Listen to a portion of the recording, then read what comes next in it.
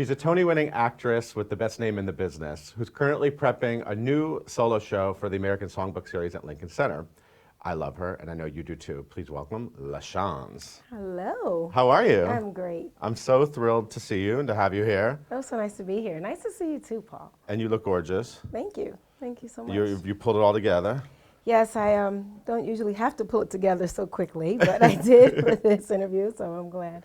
Well, the last time I saw you was at the movies. I saw you at the movies in White Plains. That's right. Oh my God, you remember that. That's right. And you were not all done up at the movies. No, I was not. You were just having a movie day. That's right, with my daughters. I remember that. And I remember being really surprised that you were in White Plains going to a movie. Well, what about you? Broadway diva in White Plains. See that? Well, I live in Westchester, so it's like 10 minutes from my house. How are Zaya and Celia? And Celia, I can't believe you remember their names. Thank you. Oh, of course I know their names. Zaya and Celia, they are wonderful. Okay. They are tweenagers, all lip gloss and cell phones, and Really? yes, Texting, and a lot of texting. Oh my God, they text me so much. Really? They text me in the house. I mean, they really are into texting. Thank goodness we have unlimited text. But they love their phones. Facebooking? No. That's like a whole other level.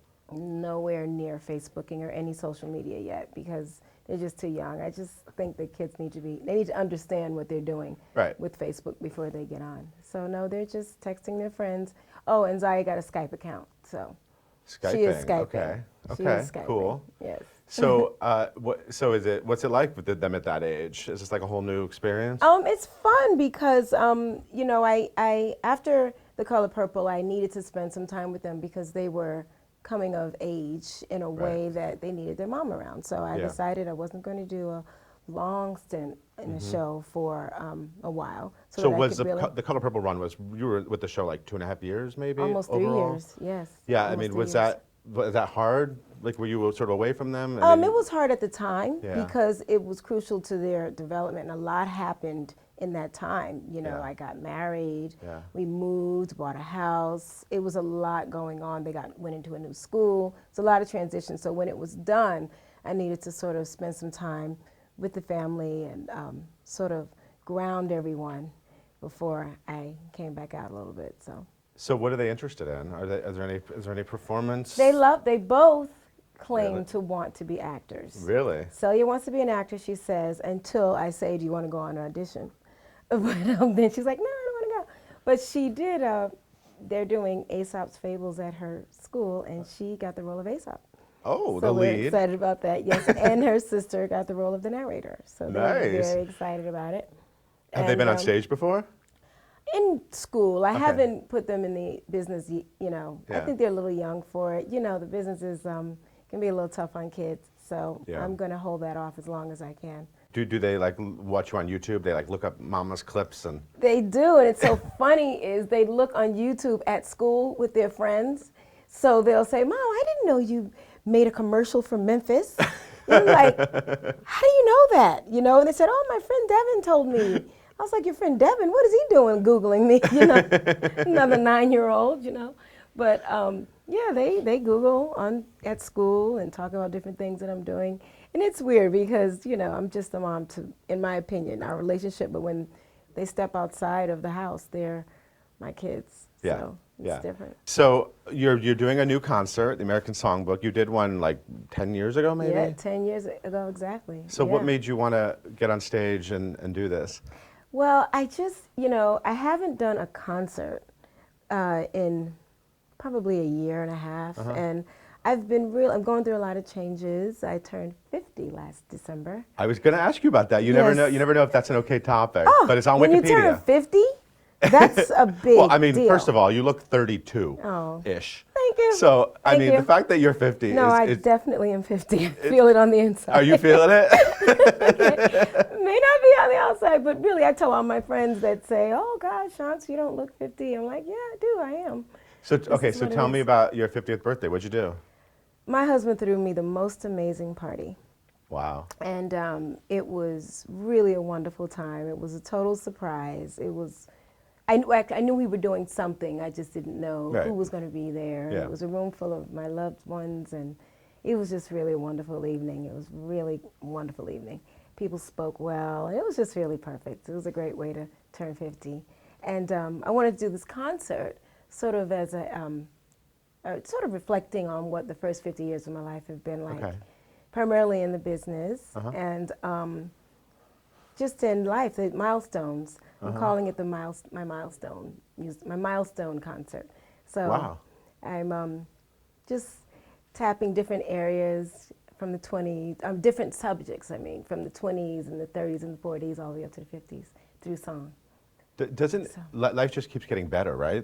I mean, aging you just get more confident. It gets better, and you just take things on as you go, so it gets bigger, you know. And time seems to be shrinking because you just have so much that you're trying to do. You know, it just fills up It's like if you think of your memory on your computer, you know, you have so much space. And after a while, you start to like lose items because your space is kind of full right now. That's when people say, LaChanze, you remember meeting such and such? I'm like, oh, that file got deleted a long time ago. I am now, honey, that's an old file. We got to get to some new files. I'm 50, okay? So if it didn't happen in the past 3 years, good luck. So, wow. So are you doing some new material? Are you singing some of the hits that we love, or what are you doing? I'm doing a little bit of both. Okay. I'm going to definitely touch on all of the songs that people love and know me for. So I guess we're going to get to hear Waiting for Life, Once on This bit, Island, yes. a little bit of that maybe. Maybe what about some Sealy, Color Purple? Yes, definitely. I'm Here, maybe some I'm Here. You'll definitely hear I'm Here. I'm also going to do a little bit of something from Dessa. A little bit of something from Bubbly. Nice. A little bit of something from Ragtime, from Company, just all the Broadway. You have a lot of good songs in your arsenal. I mean, some great songs. Yeah. I was fortunate enough to work with some of the best writers on Broadway. I feel so fortunate. Lynn Ahrens and Stephen Flaherty. I mean, I can't even say enough about how amazing they are and how brilliant they are. And as we all know. You wrote this book, Little Diva, this children's book. I sure did. Was it inspired by your Little Divas? Yes, absolutely. They hung around backstage a lot in different shows and primarily on the Color Purple, and they really wanted to get out there and do things. And I learned a lot watching them backstage, and I thought, how cool would it be to introduce theater to preschoolers, you know, that would really develop a love for it from the eyes of a child, you know. So I followed them, watched them, paid close attention, and really was inspired. I even wrote a song to go with it. So it's really loosely based on watching my kids backstage, but I thought it would be great for children and as an introduction to theater. That's cool to have a children's book. Is that something, I bet you never thought you would become a children's book author? Never in my wildest dreams. It just sort of happened. I was introduced to a literary agent, and she had come to see me in the Color Purple, and she had read something I had written for a magazine, an article that I had written for a magazine, and she said, you know, you're a beautiful writer. Have you ever thought about writing? And I said, I do write. I journal all the time. And this was actually a sort of an article about journaling through 9/11, that experience for me. Yeah. And she loved it. She just absolutely loved it, and she asked me could she shop a deal for me, and I said sure, and she got one. So I was really fortunate. For anyone who doesn't know, you lost your first husband, Calvin Gooding, in the 9/11 World Trade Center attack. Has there been a lot of pressure to write a memoir about that? Is that sort of what the idea was originally? Originally, that was the idea. But at the time, I just was too close to it to write a memoir. Yeah. Maybe years from now, I might do something like that. But it's been 10 years, and being happily married, it's kind of hard to access that space right now. I'd have to wait a while before I do that. But I may, sometime. What was the 10th anniversary? I mean, every year, obviously every year, it's commemorated in a way, and this past year was obviously in a big way. It was sort of, for those of us that are very close to it, a bookend. It was a way for us to say, okay, we have given 10 years of ourselves, and we will always give ourselves to the memory of our loved ones. Right. But the public display of, what do you want to call it, grief and openly sharing how we felt about it and how we deal with it, we sort of closed that chapter. That's what it was really like for all of us, and we all knew it. We all felt it. Are you part of a community of these families? Yes, I am. Kenner Fitzgerald is the firm that Calvin worked for. Right. We're still very close, and their CEO, Howard Lutnick, has always maintained support for our families from day one, and he's still out there making sure that all of us are still taken care of emotionally as well as, the needs that we may have. So, did you have a lot of opinions about the memorial and what, we read a lot about the families and what was going to happen in the spot? And I didn't, but I got to tell you, one of the coolest things that happened is they asked me to read in the museum that's going to be unveiled, I think in 2013. I think it's 2013. They asked me to come in and read Calvin's name, because in the museum you're going to hear the names of all the victims played over the audio system, and their name will be in a light. I don't know how it's designed, but they were explaining it to me this way.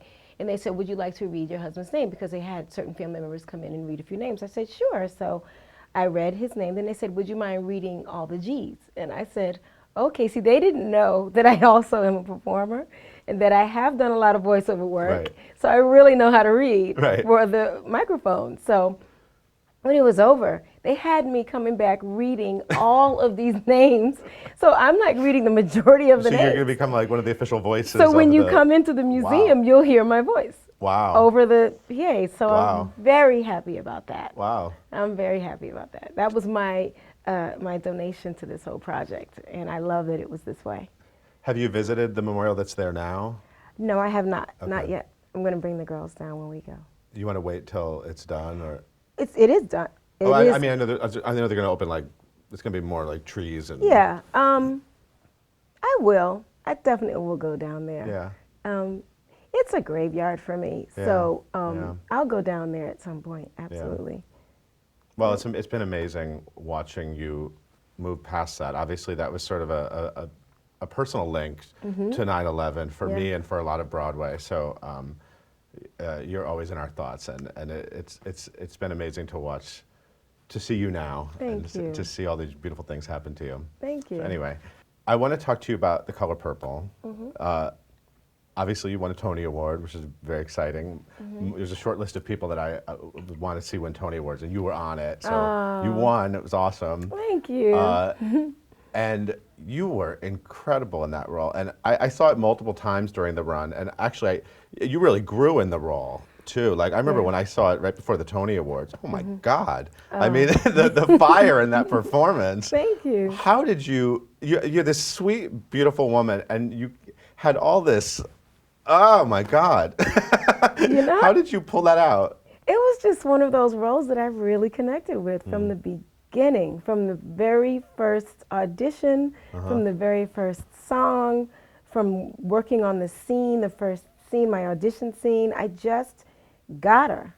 I got Celie. I knew who she was. I'm from the South, I'm very proud of that. I'm very proud of the history in the South, but I also know a lot of I'm also very knowledgeable of all the tragedy in our history and everything, because I've studied a lot about slavery and civil rights and injustices done to young girls down in the South, and I've just been in touch with this subject matter for a really long time. So the subject matter also being fused with the spiritual element of it was perfect for me. I'm a spiritual person, and I also allow myself to go to these places emotionally when I have to. Not everyone in my family likes that, but I will if I need to access an emotion every now and then. So it was just sort of perfectly suited for me, I think, and I was fortunate enough to get the part. Did you get to see Fantasia in Color Purple? I didn't get to see her perform, but I got to see snippets of her performance. Right. Was it weird when she went in and you know, she got a lot of attention in the role too. Was it kind of like, well, that's my role? You know, like, did it ever feel a little weird that way? Sometimes, honestly, I did feel That is like, that is very honest. yeah, sometimes it did feel that I was sort of like pushed to the side and, you know, having won the Tony for the show, Right. you know, there not being a mention of it or anything, Right. kind of, you know, I did at times feel like that, but I also understand the business. Yeah. And it's a business. Yeah. And the producers, they were just trying to sell their show, and Yeah. I can't fault them for that. So, Right. Right. you know, I do understand Yeah. their point of view as well. Believe me, But you you were know, not- the you were actor not- in me, of course, darling, is like, how dare them forget that I created this character, you know. Yeah. Well, you're definitely not pushed aside in the memory of that show. Because, Oh, I know, but that's what I'm saying. At times when I did feel, Of course, you know, yeah. whatever, that was honestly what it was. But it isn't what I've left Yeah. the show with. That isn't, by any stretch of the imagination, the feeling that I'm left with after that experience. Right. Not at all. You know, I think she did, from what I saw, a great job with what, I mean, she also just tapped right in Yeah. to something Yeah. that was really honest for Right. her. And I thought she was really courageous, having not been in the theater, because Mm-hmm. if you don't know it, it can kick your butt. You know, you think, oh, I can do this. Yeah. A lot of people think, oh, sure, I can do this. And Right. you realize that it's not as easy as it looks. Right. You know, so. You mentioned Once on This Island, Mm-hmm. which was probably the moment I fell in love with you. When I first saw that show, you were Timoon, the complete opposite of Celie. I mean, Yes, just definitely. joyful and young and looking for love. And Yeah. wow, that show. First of all, why hasn't that show come back yet? Don't we need that show back? I don't know. I keep thinking they're going to do a revival of it sometime soon. They're reviving everything else. I mean, why Yeah. not? You know, I think it would be a great revival. Well, I heard actually that Thomas Kail, who you worked with on The Wiz, Yes. is doing it at Paper Mill. Oh, I heard that. I Yes. didn't know that. I did hear that. Yes, he's working on that, and I hear it's Are going to they be rehearsed? interracial. Oh, okay. I've seen that. I have seen You've seen it interracial. done interracial, Actually uh-huh. saw, you know, all white cast. I've seen all Asian cast. I've seen, you know. I saw a bunch of white grade school kids do it. That was fun. It's hilarious. You know, I think most middle school schools in this area have at least attempted to do Once on This Island. That's how Yeah. popular it is. Yeah. You know, my daughters know the music. Everyone knows the music. Yeah. You know, it's a good one for kids. You know, It's some of the greatest music. I mean, it is. It is. And obviously, these songs sort of follow you, and you always perform Waiting for Life. I do, and I started doing Human Heart. You know, it's not my song. yeah. I actually sang Beautiful. that last year for the memorial. I also sing it. You know, it's just a beautiful song. It's a really beautiful song. Maybe you could play that role. Now that's a role I would like to play at some You point. can just go from role to Urzuli. role. I know. Let's get you in all the parts and You What's on This know. Island. Oh my God! And Papa Gay. Papa Gay, why not? Right. do a Oh, the little- white grade school Papa Gay was very good. He did a lot of jazz hands. He was good. He When I did. saw him. Oh, yeah. hilarious. Yeah. I'd have to channel my inner Eric Riley, though. He's the ultimate Papa Gay. I mean, I'd have to channel him somehow. And one of the greatest things ever was the reunion concert at the Winter Garden. Oh, I know. that Oh my was so God. sweet. I mean, first of all, just for seeing you back on stage after 9/11. Oh my God, that's like one of the best nights in the theater I've had. That's definitely one of them. That was a wonderful night for all of us. Yeah. We all were, it was just very moving, and because we remember when we were all so young when Yeah. we did Once on This Island. Yeah. I mean, I didn't even have an agent when I auditioned Yeah. for it. I got it out. I went to the backstage open call. This is when backstage was actually a newspaper, not online. And I, you know, got my little backstage and I saw it and just went to the open call. It was I was very new in the city. You know, I actually loved that Thomas Kail production of The Wiz. Yeah, Did you have so fun did I. doing I that? had a lot I of thought it fun was doing that. really like a fresh take on the show, and I thought it would immediately just keep going. I wanted it to keep going. Well, that was the plan. Yeah. I mean, definitely we discussed the summer, we discussed dates, we Yeah. discussed everything, and somehow it fell through the cracks. Like so many, it happens to so many shows. Yeah, I know. But we all really felt that one was going. Yeah. Everyone loved it. It's a great show to revive. That Yeah. hasn't been revived. Oh, I've been waiting for The Wiz to come back forever. Yeah, that was a great show to revive, and so we all just knew that it was coming back. But you know, maybe it still is. You Maybe. never know. Maybe. So if they called you, you still go do Oh, Take I Linda? totally do, Glenda. So. I should also mention that you were in The Help, one of the biggest hit movies of the year. It's Yes. on video now. big Oscar buzz for The Help. Yeah. How was that? That was amazing. That was really wonderful. The most exciting part of that whole experience for me was working with Cicely Tyson. Yeah, you were mostly with Cicely Tyson and Allison Janney, right? Yes, and Allison Janney. Okay. Mm-hmm. Yeah. And Dana Ivey. Okay. With Dana Ivey. Okay. Yeah. So yeah, what was it like being on set with Cicely Tyson? It was amazing. Yeah. She is truly the diva on set. I mean, everyone knew it. Everyone moved out of her way, bowed to her. If she didn't think she should be in a certain position, then she moved, and everyone else moved too. Cameras, lights, we all just got in line. But it was great working with her, you know.